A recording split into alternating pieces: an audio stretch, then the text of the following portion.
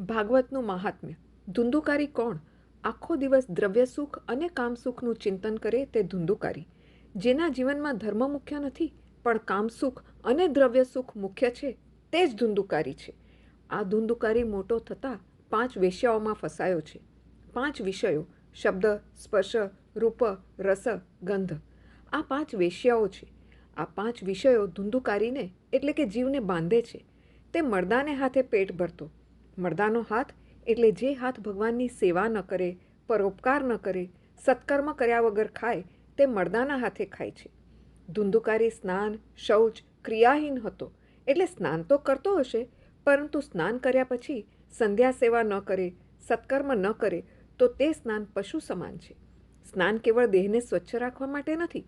સ્નાન કર્યા પછી સેવા નહીં, સંધ્યા નહીં, ગાયત્રી નહીં તો એ સ્નાન પાપ છે. શાસ્ત્રમાં સ્નાનના 3 પ્રકાર બતાવ્યા છે. પરોઢીએ 4 થી 5 વાગ્યાની અંદર જે સ્નાન કરવામાં આવે છે તેને ઋષિ સ્નાન કહેવામાં આવે છે. તે ઉત્તમ સ્નાન છે. તે પછી પરોઢીએ 5 થી 6:30 વચ્ચે જે સ્નાન કરવામાં આવે છે તેને મનુષ્ય સ્નાન કહે છે. તે મધ્યમ ગણાય છે. સવારના 6:30 પછી જે સ્નાન કરવામાં આવે છે તેને રાક્ષસી સ્નાન કહેવામાં આવે છે. તે હલકી કોટીનું સ્નાન છે. સૂર્ય એ બુદ્ધિના દેવ છે. તેની સંધ્યા કરવાથી બુદ્ધિ તેજસ્વી બને છે. સ્નાન અને સંધ્યા નિયમિત કરો.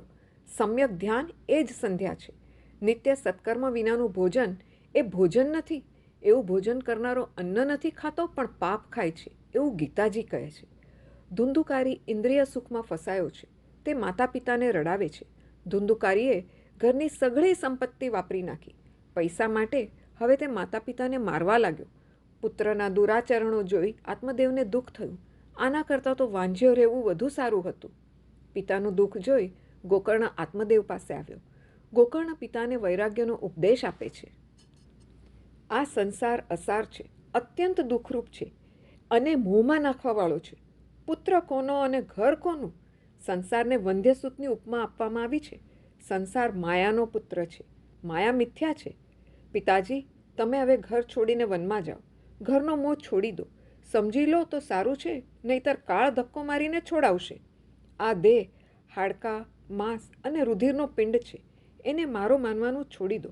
સ્ત્રી પુત્રાદિમાંથી મમતા દૂર કરો. આ સંસાર ક્ષણભંગુર છે. તેની કોઈ પણ વસ્તુને સ્થાયી માની તેમાં મમતા ન કરો. તમે વૈરાગ્ય ગ્રહણ કરી પરમાત્માની ભક્તિમાં લાગી જાઓ. સંસારનો મોહ દૂર ન થાય ત્યાં સુધી ભક્તિ નથી થતી. મનને લૌકિક વિષયોમાંથી હટાવી પ્રભુ પ્રેમમાં જોડી દો. દેહ પણ આપણો નથી. તમે ગંગા કિનારે જઈ પરમાત્માની સેવા કરો. મનને વિક્ષેપ થાય ત્યારે તેને કૃષ્ણલીલામાં લઈ જાઓ.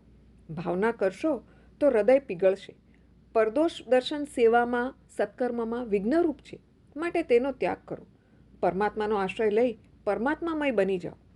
પરમાત્મામય જીવન ગાળવા માટે ધ્યાન, જપ, પાઠ અતિ આવશ્યક છે.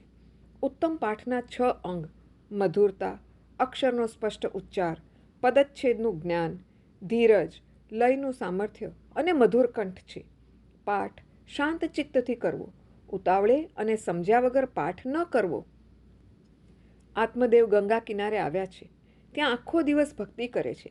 દશમ સ્કંદના પાઠ પ્રેમથી કરે છે. 11 કલાક એક આસને બેસી શાંતિથી દશમ સ્કંદનો પાઠ થાય. બહુ ઉતાવળ કરે તો 2-3 કલાક વહેલો પાઠ પૂરો થાય. પણ તેમ કરવાથી પાઠમાં આનંદ આવશે નહીં. અર્થ સમજી ભાવપૂર્વક પરમાત્માના દર્શન કરતાં કરતાં શરીરના કોઈ અંગને હલાવ્યા વિના પાઠ કરો. જેના બધા અંગો સ્થિર રહે છે તે દેવોને ગમે છે. આત્મદેવ સવારે પાઠનો આરંભ કરે તે સંધ્યાકાળે પૂરો થાય છે. તે જગતને ભૂલે છે અને પરમાત્મામાં તન્મય બને છે. કંદમૂળ અને ફળ ખાય છે. ઘણા વર્ષો તેમણે ભક્તિ કરી. ધીરે ધીરે મન શુદ્ધ થયું. એક દિવસ દશમ સ્કંદ પૂરો થયો કે પરમાત્મા પ્રકટ થયા. આત્મદેવને દ્વારિકાનાથના દર્શન થયા. પરમાત્માએ આત્મદેવને ઉઠાડીને પોતાની છાતી સાથે ચાંપ્યો. આત્મા પરમાત્માનું મિલન થયું. પરમાત્માનો આશ્રય કરે એ પરમાત્મામય બને છે. આત્મદેવ કૃતાર્થ થયો. પિતાના મરણ પછી ધુંધુકારી માતાને પણ મારવા લાગ્યો અને કહે છે, બોલ, ધન ક્યાં છે? નહીં તો લાત મારીને મારી નાખીશ. આવા વર્તનથી આઘાત પામેલી માતા ધુંધુલી દુઃખથી રાતે કૂવામાં પડીને મરણ પામી. માતાના મૃત્યુ પછી ધુંધુકારી એકલો અટૂલો પડી ગયો. આ બાજુ ધુંધુકારી વેશ્યાઓને પોતાને ત્યાં લઈ આવે છે. ગોકર્ણે વિચાર કર્યો કે કુસંગથી મારું જીવન બગડશે. એટલે એણે ઘરનો ત્યાગ કર્યો અને જાત્રા કરવા નીકળી ગયા. ધુંધુકારી ચોરી કરવા લાગ્યો. પાપથી પૈસા લાવીને વેશ્યાઓને રાજી કરે છે. તે રાજાને ત્યાં ચોરી કરવા ગયો. દાગીના ચોરી લાવી વેશ્યાઓને આપ્યા. વેશ્યાઓએ વિચાર્યું, જો આ જીવતો રહેશે તો તેની સાથે આપણે પણ પકડાઈ જઈશું. દાગીના ખોઈશું અને સજા થશે, માટે તેને મારી નાખીએ. વેશ્યાઓએ ધુંધુકારીને દોરડા વડે બાંધ્યો. વિષયો જીવને બાંધે છે. ગળે ફાંસો આપ્યો તોય ધુંધુકારી મરતો નથી. અતિ પાપીને જલ્દી મોત આવતું નથી. પછી વેશ્યાઓ બળતા અંગારા ધુંધુકારીના મોંમાં નાખે છે. આ રીતે તેને મારી નાખે છે. એના દેહનો અગ્નિ સંસ્કાર કર્યો નહીં, પણ દાટી દીધો. ધુંધુકારી પોતાના કુકર્મોને લીધે ભયંકર પ્રેત બન્યો. પાપી યમપુરીમાં જતો નથી, તે પ્રેત બને છે. ગોકર્ણજીની કથા. આ બાજુ ગોકર્ણ જાત્રા કરતાં કરતાં ગયાજીમાં આવ્યા છે. ગયાજીમાં ભગવાન નારાયણના ચરણમાં પિંડદાન કરે છે. ગયાજીમાં પરમાત્માના ચરણમાં પિતૃઓનું નામ લઈ પિંડદાન કરે તો પિતૃઓને સદગતિ મળે છે. ગોકર્ણ ત્યાં આવ્યા. તેમને પોતાના ભાઈ ધુંધુકારીના મૃત્યુની જાણ થઈ. તેમણે ધુંધુકારીનું શ્રાદ્ધ કર્યું, પિંડદાન કર્યું. ગયા શ્રાદ્ધ શ્રેષ્ઠ મનાય છે. ત્યાં વિષ્ણુપાદ છે. તેની કથા. ગયાસુર એક રાક્ષસ હતો. તેણે તપથી બ્રહ્માજીને પ્રસન્ન કર્યા. બ્રહ્માજી કહે, તારે જે જોઈએ તે વરદાન માંગ. ગયાસુર બ્રહ્માજીને કહે, તમે શું વરદાન આપવાના હતા? તમારે મારી પાસે કંઈ માંગવું હોય તો માંગો. બ્રહ્માજીએ વિચાર્યું, આ અસુર આમ મરવાનો નથી, પણ તેના દેહ ઉપર લાંબા કાળ સુધી યજ્ઞ કરશું તો એ મરશે. આથી બ્રહ્માજીએ યજ્ઞ માટે તેનો દેહ માગ્યો. ગયાસુર તૈયાર થયો.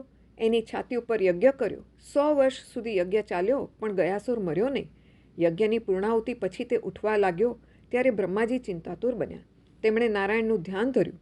ભગવાન નારાયણે પ્રસન્ન થઈને ગયાસુરની છાતીમાં 2 પગ પધરાવ્યા. ગયાસુરે મરતી વખતે ભગવાન પાસે વરદાન માગ્યું કે ગયામાં જે શ્રાદ્ધ કરે તેના પિતૃઓની મુક્તિ થાય. ભગવાને વરદાન આપ્યું કે તારા દેહ ઉપર જે પિંડદાન કરશે તેના પિતૃઓને મુક્તિ મળશે. ભગવાને ગયાસુરને પણ મુક્તિ આપી, માટે ગયાજીમાં જે શ્રાદ્ધ કરશે તેના પિતૃઓને મુક્તિ મળશે. ગોકર્ણ જાત્રા કરી ઘેર પાછા આવ્યા. રાતે આંગણામાં સૂતેલા ત્યારે પ્રેત થયેલ ધુંધુકારી ત્યાં આવીને રડવા લાગ્યો. ગોકર્ણે પૂછ્યું, તું કોણ છે? ત્યારે પ્રેત કહે છે, હું તારો ભાઈ ધુંધુકારી. મેં ઘણા પાપ કર્યા, તેથી મારી આ દશા થઈ છે.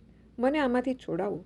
ગોકર્ણ કહે, તારા માટે મેં ગંગાજીમાં શ્રાદ્ધ કર્યું, છતાં તું પ્રેતીઓનીમાંથી મુક્ત કેમ ન થયો?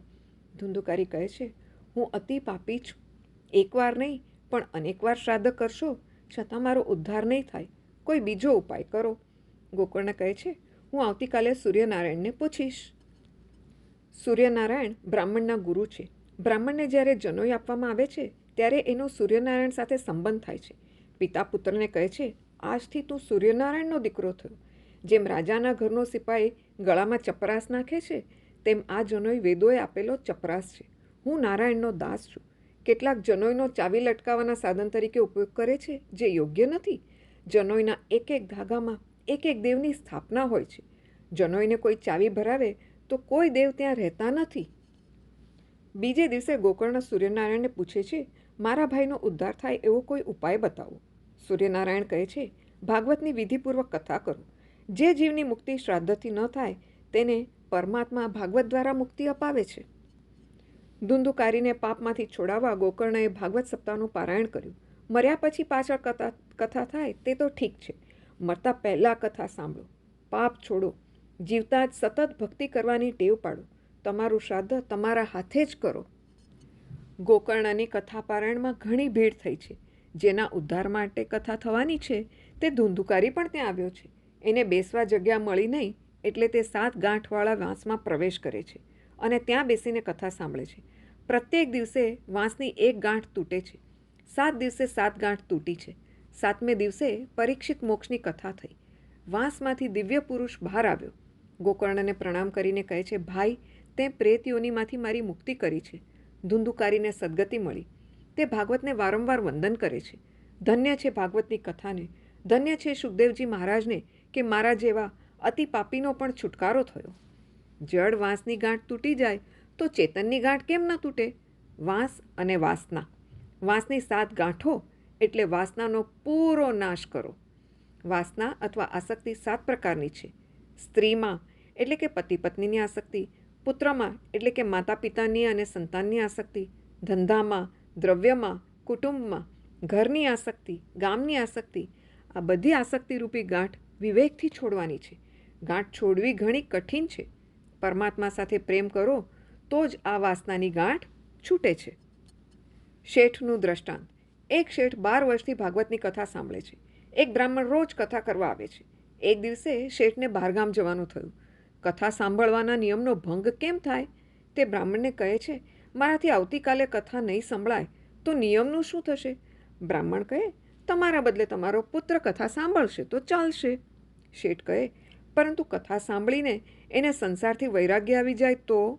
બ્રાહ્મણ કહે, 12 વર્ષથી તમે કથા સાંભળો છો, તમને વૈરાગ્ય ન આવ્યો અને એક દિવસની કથામાં છોકરાને શું વૈરાગ્ય આવી જશે? શેઠ કહે, અમે રોજ કથા સાંભળીએ છીએ પણ મનની ગાંઠ તો છોડતા નથી.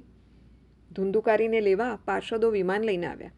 ગોકર્ણ પાર્ષદોને પૂછે છે, એકલા ધુંધુકારી માટે વિમાન લાવ્યા, બીજા કોઈ માટે ન લાવ્યા? ત્યારે પાર્ષદો કહે છે, ધુંધુકારી એક આસને બેસતો, ઉપવાસ કરતો અને કથાનું રોજ એકાગ્રતાથી પ્રેમપૂર્વક શ્રવણ અને મનન કરતો. શ્રવણ મનન નિધિધ્યાસનથી જ્ઞાન દ્રઢ થાય છે. માટે કથા રોજ ધુંધુકારીની જેમ સાંભળવી જોઈએ. દ્રઢતા વગરનું જ્ઞાન વ્યર્થ છે. બેદરકારીથી કરેલું શ્રવણ વ્યર્થ છે. સંદેહયુક્ત મંત્ર વ્યર્થ છે. વ્યગ્રચિત્તે કરેલા જપનું પણ કંઈ ફળ મળતું નથી. કથા સાંભળતી વખતે તન મન ઘરનું ભાન ભૂલાઈ જવું જોઈએ. તન્મયતાથી કથા સાંભળવી જોઈએ. કથા સાંભળી મનન કરી જીવનમાં ઉતારો તો સાંભળેલી સાર્થક. ભાગવતની કથા સાંભળ્યા પછી તેમાંથી કંઈક લઈ જાઓ. એકાદ શબ્દ પણ મનમાં કોતરી રાખો તો જીવનનો ઉદ્ધાર થશે. બધાને ખાતરી થઈ ગઈ કે ધુંધુકારીની જેમ કથા નહીં સાંભળી તેથી અમને તેમના જેવી ગતિ ન મળી. પછી શ્રાવણ માસમાં ગોકર્ણએ બીજી વાર કથા કરી. સર્વનો ઉદ્ધાર થયો. તે વખતે ભક્તિ મહારાણી જ્ઞાન અને વૈરાગ્યને લઈ ત્યાં પધાર્યા. કથાથી ભક્તિ મહારાણી પ્રગટ થયા. તે આનંદિત થયા. ક્ષીણ થયેલા જ્ઞાન અને વૈરાગ્યને પુષ્ટ કરવા, જાગૃત કરવા, યુવાન કરવા ભાગવતની કથા છે. ગોકર્ણના સભા મંડપમાં પરમાત્મા પ્રગટ થયા અને કહ્યું, તારા કથા કીર્તનથી પ્રસન્ન છું, કોઈ વરદાન માગો.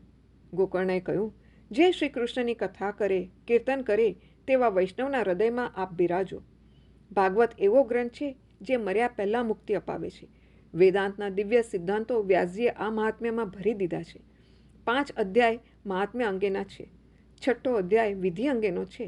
સત્કર્મ વિધિપૂર્વક કરવામાં આવે તો તે દિવ્ય બને છે. ઇતિ ભાગવત મહાત્મ્ય સમાપ્ત. કૃષ્ણાર્પણ.